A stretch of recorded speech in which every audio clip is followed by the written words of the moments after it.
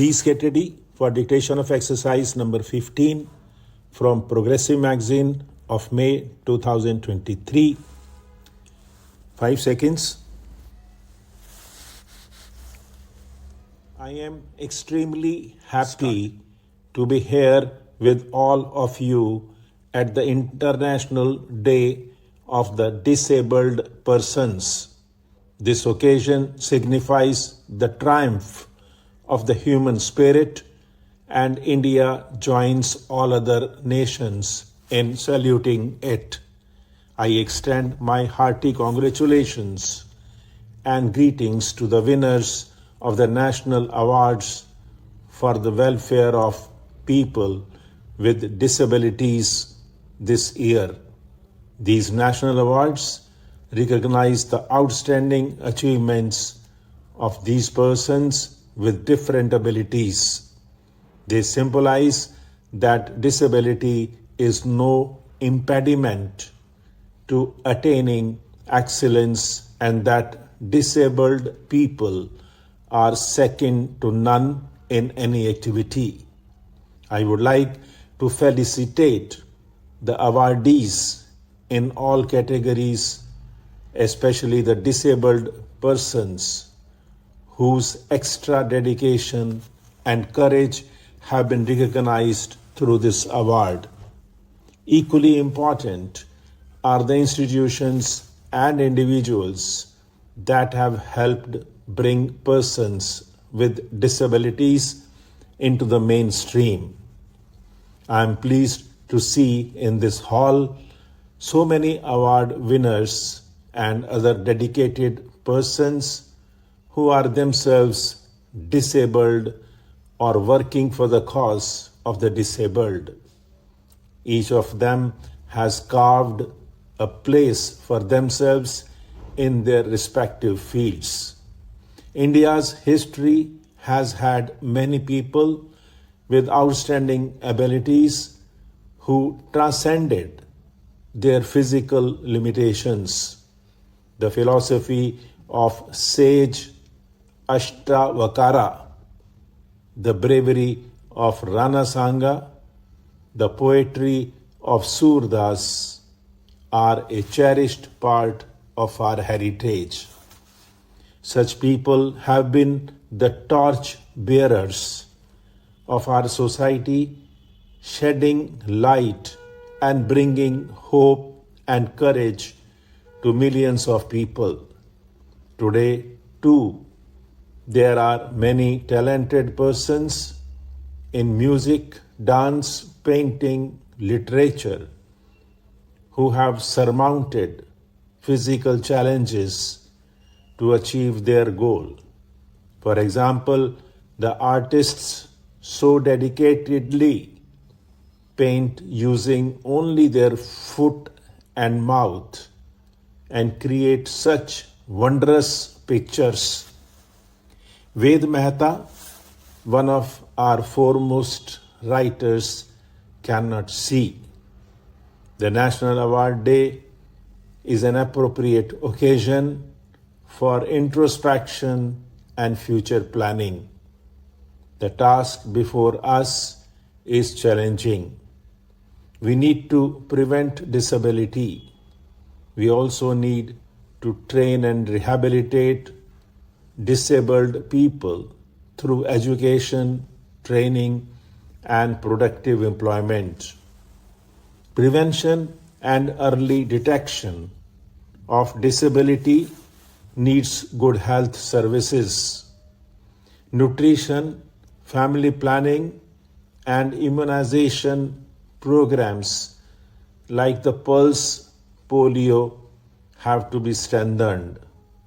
In this connection, I am happy to announce that the National Pilot Project for Early Intervention to prepare the mentally challenged persons to integrate with family and community that I had inaugurated in June this year is being extended to cover 1 lakh children. We can take the help of technological progress for the disabled persons. I would like that the price of all such aids and appliances is reduced through appropriate social and government intervention so that even the poorest person can use these devices and improve the quality of his life. The physical environment in which the disabled live and work has to improve. Facilitating access to building and public transport can go a long way to easing the difficulties which disabled persons encounter. Constructing ramps, modifying transport, etc. will help create a barrier-free environment for the disabled. Such efforts would give greater autonomy to the disabled. Society owes this much to our disabled citizens, as often it is the socio-economic conditions that have created the disability. We must use the many scientists, engineers, and technicians both in the government and in the private sector to research and develop techniques and products that will benefit the disabled. The social sector has so far been the responsibility of the government. Liberalization is now transferring more responsibility on the private sector. The government and the non-government sectors have to work together, especially in the social sector. Laws have to be changed to facilitate the disabled. Society's attitude too must change from pity to active compassion. Only then can the disabled get their rightful share of all benefits that society can offer. Healthcare, education, and employment are the critical areas where the disabled need greatest support. They also need social rehabilitation, both within their families and in their neighborhoods. There are rigidities in the system because of which the disabled are not able to use even the facilities that the law provides.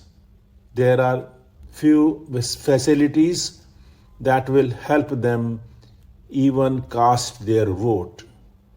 These legal, administrative, and physical barriers must be removed. The government, NGOs, and professionals have to get together and identify how to provide these critical services to the disabled, especially for disabled women in rural and far-flung areas who are the worst sufferers. We must pay extra attention to the northeastern states and to Jammu and Kashmir.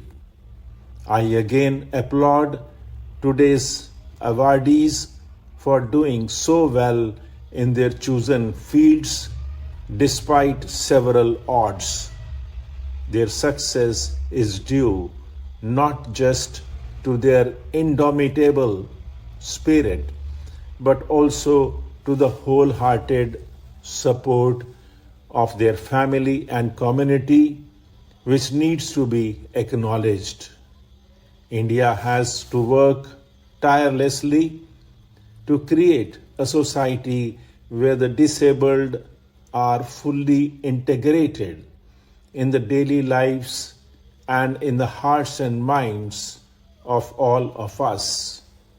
They too are a part of our precious human resources, and they too can and must contribute equally in nation building. I hope and trust that this shall be achieved in future. Stop.